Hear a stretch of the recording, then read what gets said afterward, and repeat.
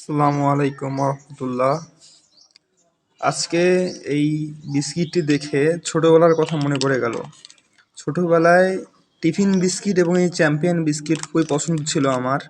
খুবই খেতাম আর কি যখনই সুযোগ পেতাম। তো অনেকদিন পর বিস্কিটটি খুঁজে পেলাম, তো দেখি সেই স্বাদ কি আগের মতোই খুঁজে পাওয়া যায় কিনা। তো এই সেই বিস্কিট, ছোটবেলার মধুর স্মৃতি। তো আমরা এখন এটি টেস্ট করে দেখব যে সেই ছোটবেলার স্বাদ খুঁজে পাই কিনা। বিসমিল্লাহির রহমানির রহিম।